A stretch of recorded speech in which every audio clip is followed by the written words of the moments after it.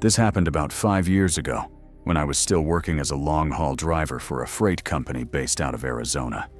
I used to take on late-night hauls through the Southwest, places like Route 60, 95, and a bunch of unnamed stretches that cut through absolute nowhere.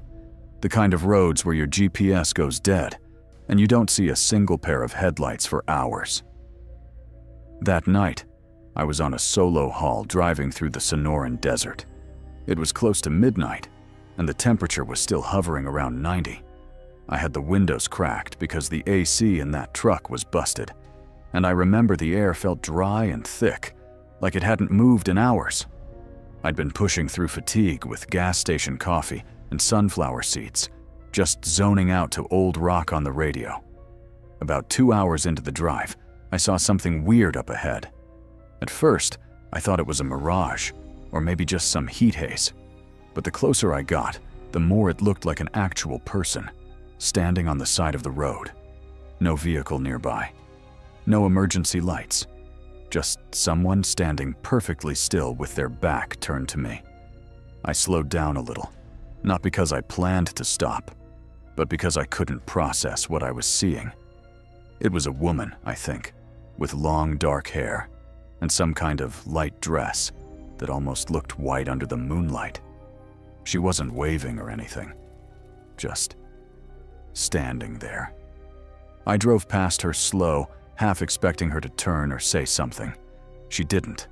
I even looked in the rearview mirror after I passed, and she hadn't moved an inch. It creeped me out more than I expected it to.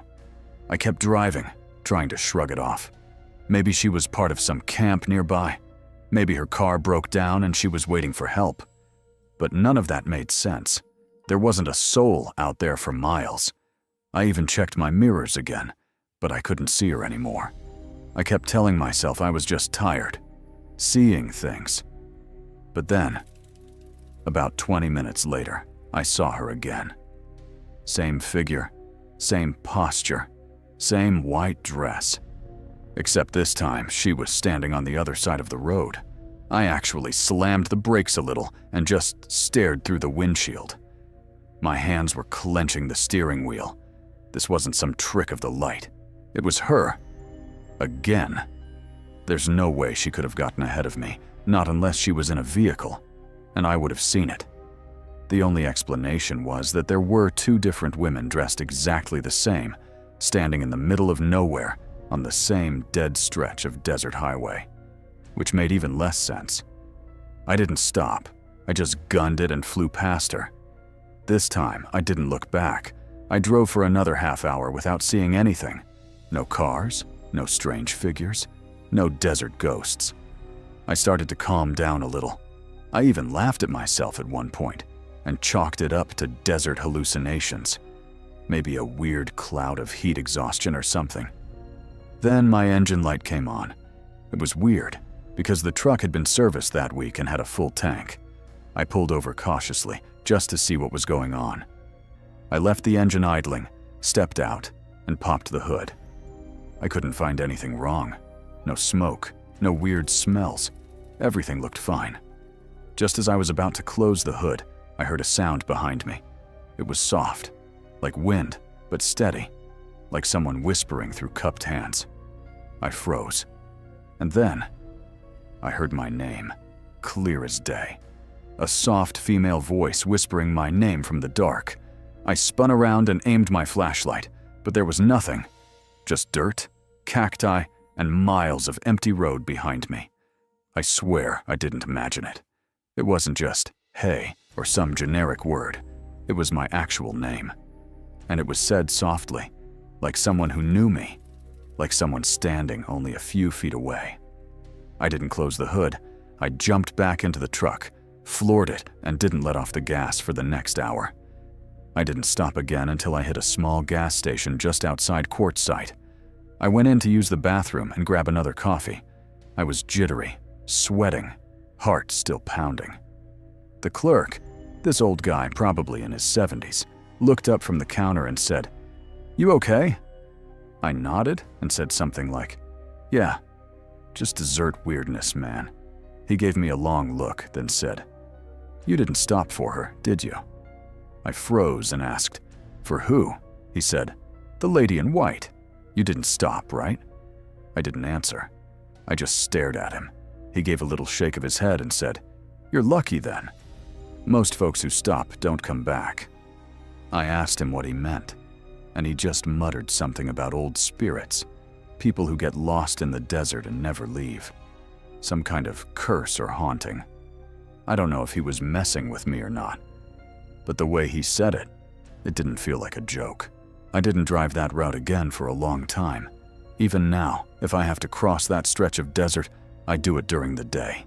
No music, no distractions, and I never, ever stop for anyone out there. This happened to me and my cousin Kyle in the summer of 2018. We were both 21 at the time and had grown up together in New Mexico. Most summers, we'd try to plan one stupid adventure, something random, cheap, and risky just to break the routine. That year, Kyle got it in his head that we should go out into the desert and try metal detecting. I was skeptical, obviously. I mean, I didn't expect to find gold bars or anything. But he'd been watching some YouTuber who claimed they found historical artifacts in the sand dunes near some old ranch ruins. We borrowed a couple of beat-up metal detectors from Kyle's uncle and loaded his Tacoma with water, snacks, a tent, and a cooler of beer. We left early one Saturday morning and drove out to this remote patch of land, about 2 hours outside of Socorro. No reception, no power lines, no fences. Just miles and miles of dry hills and tan dirt. We weren't looking for anything specific. Maybe old tools, wagon parts, coins, whatever. After a couple hours, we had found exactly nothing except bottle caps and rusted nails. Then, right as we were about to call it, Kyle's detector started going off like crazy. We started digging. About a foot or so down, we hit metal, not scattered debris. Something solid.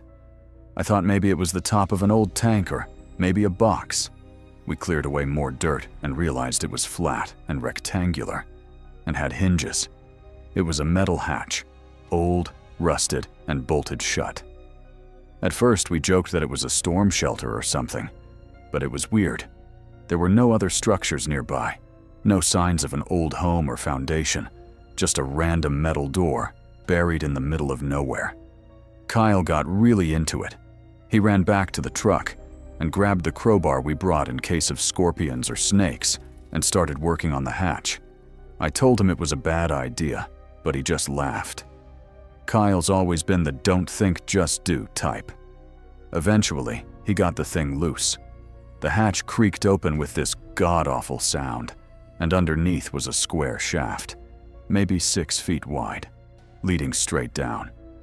No ladder, no rope, no markings, just a black hole. I dropped a rock down to see how deep it went. It didn't make a sound. That should have been our first sign to leave. Kyle pointed his flashlight down. We could see maybe 10 or 12 feet of rusted metal walls, and then nothing. Just pitch black. I told him there was no way we were going in there. No harnesses, no rope, no backup. But Kyle, being Kyle, was already tying the tow rope from his truck around his waist. He told me, "Just lower me down a little. I'll check it out and call up if it looks sketchy." I wasn't happy about it, but I helped. We anchored the rope to the hitch, tied a bunch of knots into the line for grip, and slowly lowered him down while I kept a flashlight aimed into the hole. The second his boots disappeared past the edge, everything felt wrong. The wind completely died. No sound, no insects. Even the sun felt dimmer. I kept feeding the rope until I couldn't see him anymore. Then I heard him say, "Dude, I think there's a hallway down here." I shouted back, asking what he meant. He said there was some kind of concrete corridor leading away from the bottom of the shaft. Then he stopped talking. For a few seconds, I figured he was just walking or exploring. But after maybe a full minute of silence, I started yelling his name. Nothing. I yanked the rope a little. No resistance. It felt slack. Panic started creeping in fast. I was about to climb down when I heard something bang against the side of the shaft, like metal on metal. Then, his voice. But it sounded wrong. It wasn't coming from the hole. It was coming from behind me.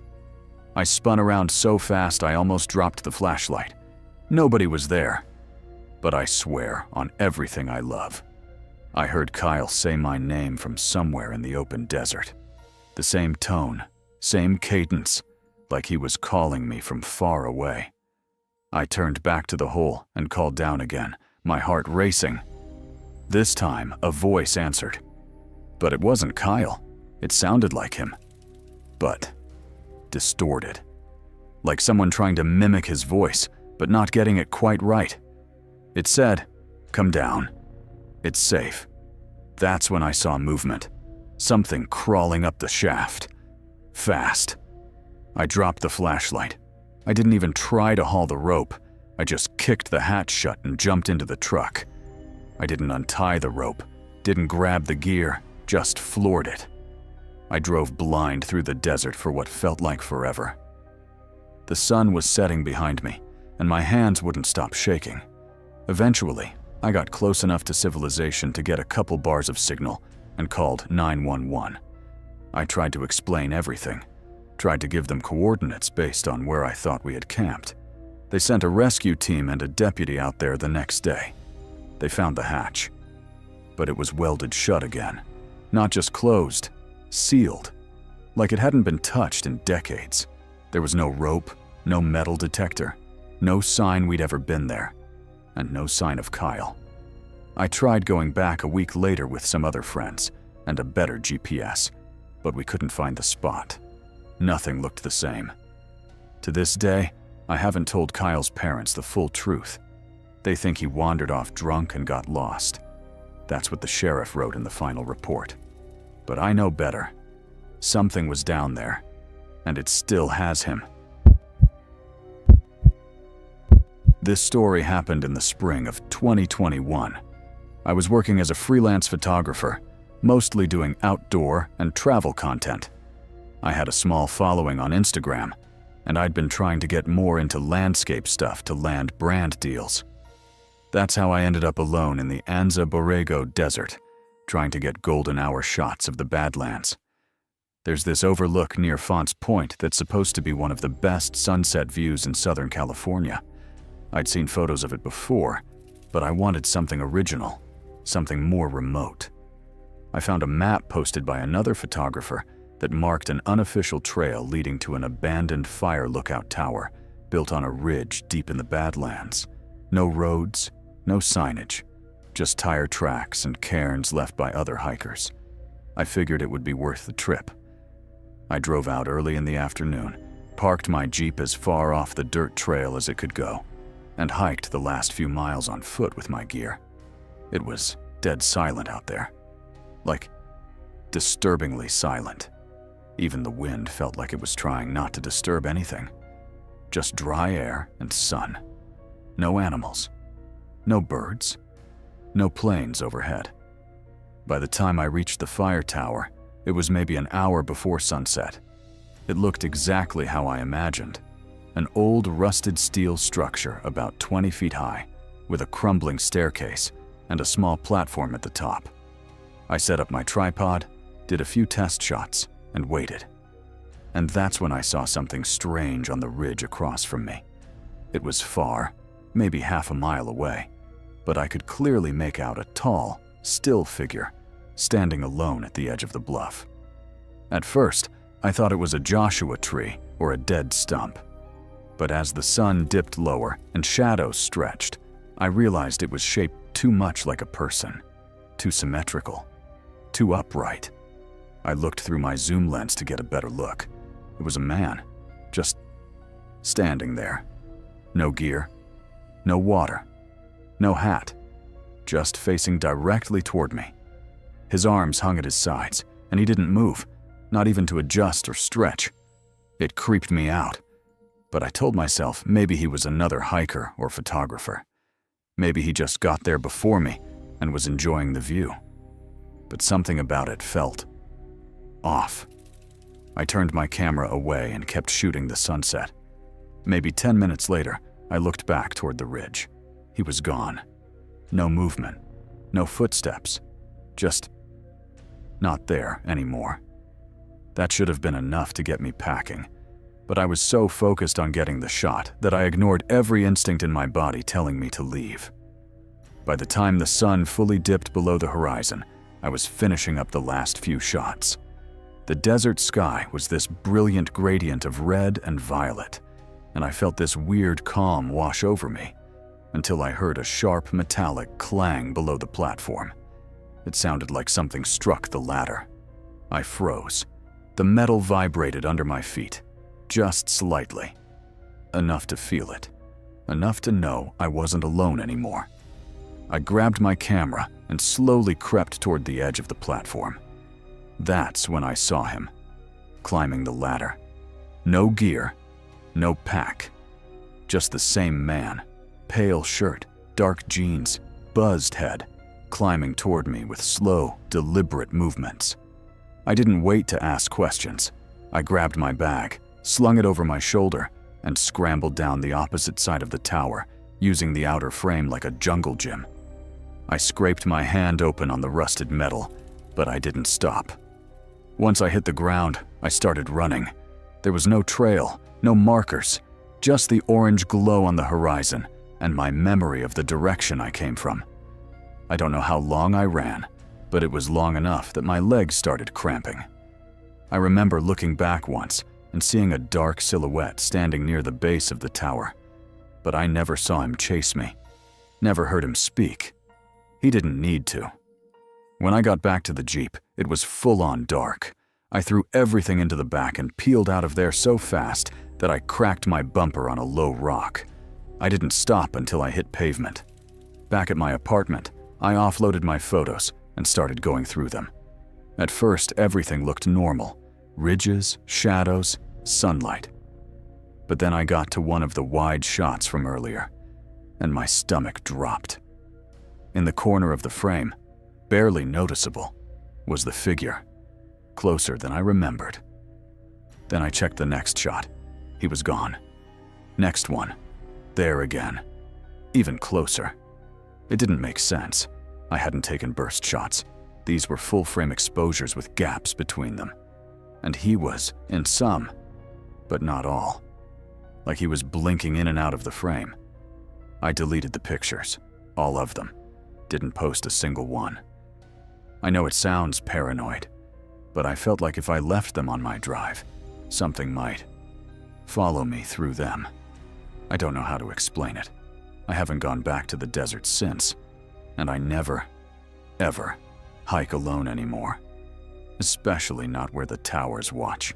If you enjoyed these stories, please take a moment to subscribe the channel. Your support matters a lot.